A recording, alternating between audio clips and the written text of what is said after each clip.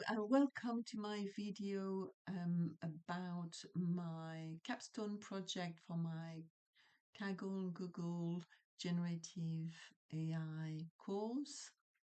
Um, this capstone project focuses on the analysis of a set of documents for business intelligence purposes, and it uses skills that I have learned during the course: prompt engineering, retrieval augmented generative AI, embeddings, vector stores, um, and vector search. So that's the main purpose, but also the purpose was to answer a question I had, which was, I've read a lot about what makes a company successful. Um, a very famous book is Good to Great by James Collins, where he has used a huge team of researchers over several years to identify the key business principles that made the companies and the individuals running these companies successful. Um, and so what I wanted to see is how I could use RAG, Retrieval Augmented Generative AI, to do the same work on a set of documents that are also very famous documents, which are the annual Amazon letters to shareholders, the Jeff Bezos letters that he writes every year, which are public information. I downloaded them from the internet and uploaded them. And I wanted to ask the Gemini, the large language model, um, what were the key business principles highlighted every year, and then across the years from 1997 to 2023, so 27 years worth of letters, what key business principles were standing out and maintained across the years. So obviously these letters are public information. They are available on the internet. So Gemini was trained on these letters already. It has seen them. So that's very convenient as well, because it means I can simply ask as a sort of a baseline the query directly to Gemini and ask him about these 5 key business principles across the years and have sort of a reference point. Um, but very much the idea is to test retrieval augmented generative AI.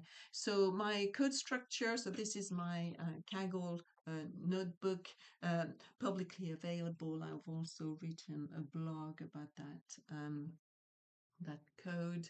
And the first part is simply, uploading the documents and importing the packages and connecting to the Google GenAI API. The second is about the 4 options that I have identified to generate, these 5 top key business principles. And they all work around the 2 main steps. One is the principles per year, and 2 is a step back prompting um, to reuse what the model has found for each year, and then sort of compare and integrate everything into 5 key business principles. Um,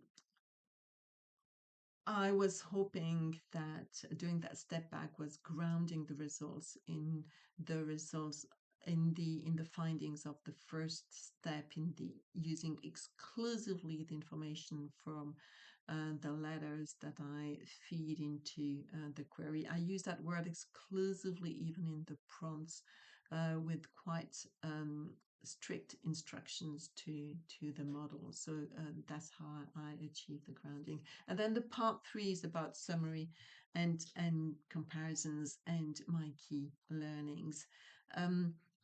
I had to make some key coding choices. The first one, which I think really shows that I'm pretty new to generative AI, is that each letter over the each year has attached at the end of it the initial letter, the 1997 letter.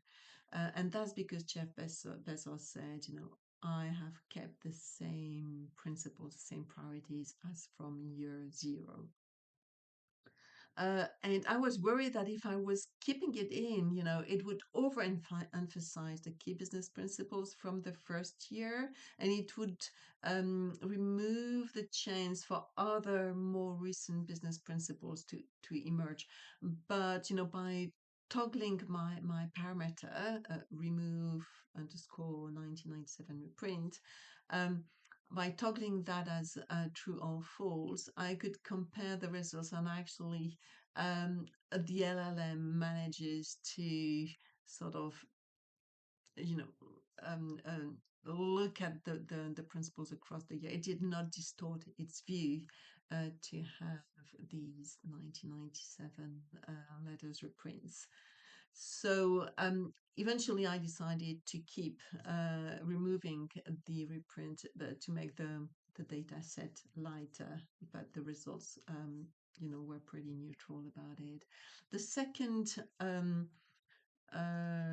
coding choice was the four options. And basically, the four options, the first one is simply a set of queries, independent, successive queries, year by year, and then another query to summarize. The second option is the same thing, but it's a chat query. So I was hoping that the LLM would remember what it had seen in the previous queries, and therefore that the whole process would be quicker. We'll see that actually it's a bit quicker, but not much. And the option 3 is the problem option, where I wanted to feed all the letters to a single query, and the LLM would orchestrate the whole process with pretty strict instructions as to the process to follow, but all in one single prompt. That created problems because uh, it maxed out the max output token for the model, and therefore I had to create a lighter version of the prompt so that the LLM doesn't write out in the output the principles for each year, only the principles for the 5 years. So we'll see that later on. And then the option 4 is the one where I use ChromaDB and I embed the letters into ChromaDB. And initially I embedded the whole letters, and it was not helpful at all because the LLM would each query would just retrieve a whole letter, which is not much more efficient than um, what I had in option 1. So I split the texts into chunks, overlapping chunks, thanks to a piece of code I found on on on the internet on Stack Overflow, and I uploaded that to ChromaDB, which embedded them, and then I used that for retrieval. My baseline option is the one I mentioned before, which was the querying the LLM without any RAG, just based on the fact that Gemini had seen these letters when it was trained. The third coding choice was about allowing more or less creativity. Initially, I thought I wanted to do some self-consistency checks, so um, run the code several times and see the variability. But actually, I also wanted to have chain of thought reasoning, and I wanted the model to follow the instructions very rigorously. So I set the temperature to a minimum of 0, which meant as well that I didn't need to bother about top K and top P because they became irrelevant. And the fourth coding decision I had to make was when calling the ChromaDB vector database. I put that call as part of my code, but I was thinking maybe I could do automatic function calling and let the LLM generate the prompt or the query to the Chroma database. Um, but I ran out of time to do that. I may have a few more days, and I may add that, and I will put that to my blog if I can add that to the code. So I will skip on part one, and then just quickly just to say I had to upload to install PDF Plumber and Chroma DB, and then I uploaded the letters. These are the prompts. As you can see, they're pretty long. Some system prompts that include the role. You are a business analyst. Some context prompts that set the overall objective, different depending on whether it's a chat or not chat, and then prompts for each year. As you can see, you have the JSON output, so that I have a structured output. Same for summary, and then I have my single prompt that I mentioned for option 3 with the lighter version that I mentioned as well. And then finally my baseline prompt without any RAG. So for option 1, I wanted to have a structured output in the form of JSON. So I defined my JSON in the name of principal as a dictionary, as you can see here. And I defined the model config as having a schema based on this principle here. And then when I called my function, as you can see here, when I call my query, client models generate content, I use that same model configuration. And in the content, I put the relevant prompts, the node chat one and the year query, and then I appended at the end the letter for each year. And then I had function to combine all years together. So that was option 1. Option 2, very much the same, except that instead of having individual queries, I had chats. So or otherwise the same steps and the same code. The option 3, my problem one. As you can see, I ended up having to set my parameter light as true because otherwise the result was truncated and the code, the result was not meaningful. And then I extracted the JSON. Option 4 is the one where I query the Chroma database. And first, I had to chunk the letters, so that's why I used an LTK sentence tokenizer here. And then I split with an overlap and created the database.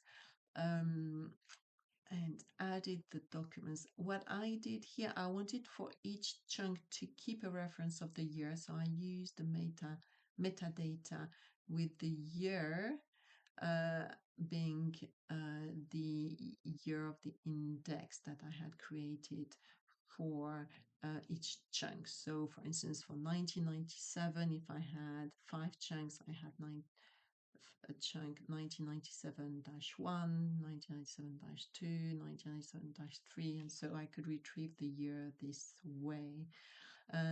This allowed me to reference the year in the query. That was very handy. And then obviously I could query the Chroma database where I could specify the year here. And then run the query and then fed the result of the query exactly as option 1, the 2 steps per year, and then over summarizing, and that's my option 4. And then I had my baseline output with the principles. And so in summary, I gathered all the information in one dictionary and had that output. And I was surprised that some of the queries took several minutes. Um, Option 3 light was very, very quick. And obviously the baseline output, the one with no RAG, was very quick. The surprise was that the embedded data, the fact that I embedded the data in my Chroma database made the retrieval faster, but the whole process of analyzing it, which, the chain of thought actually took the most time. So it was still um, um, pretty long altogether, several minutes. So that was my summary output for all the five options. What were my findings or the things that surprised me? One, even if I set the temperature to 0, I still had quite a lot of variability in the results of each method. So usually they had the first priorities or key business principles identical, but then 4 and 5 were different. Um, Second finding, if I have a set of chat queries, it was not significantly faster than single successive independent queries. By the way, how did I measure the speed? It's just that I run the code on my Juniper notebook in my own VS Code on my own machine, and it shows the timings there. So it's very approximate, but it's just the order of magnitude I was interested in. As I mentioned, so finding number 3, a single prompt is not scalable with the amount of data, but it's much, much faster. And the retrieval of embeddings worked not, it worked on searching for a concept, key business principle. Not simply on facts, a product description or whatever. And that was surprising to me, as I mentioned before. And then the result of the direct query to the LLM without RAG was pretty good. And obviously that's only because the documents were already public and Gemini had seen these documents at training. So in conclusion, even for something which is, I understand, quite a simple task for an LLM, to analyze a large set of documents and extract key business principles, seems to be quite bread and butter. But several options in terms of model and process are possible. And to me, it's a key learning that using generative AI, large language models. It's all about, trying different options and comparing them. As I've said, single prompt is not scalable. But apart from that, all the options give similar but slightly different results, even if the parameters are set to reduce variability to a minimum.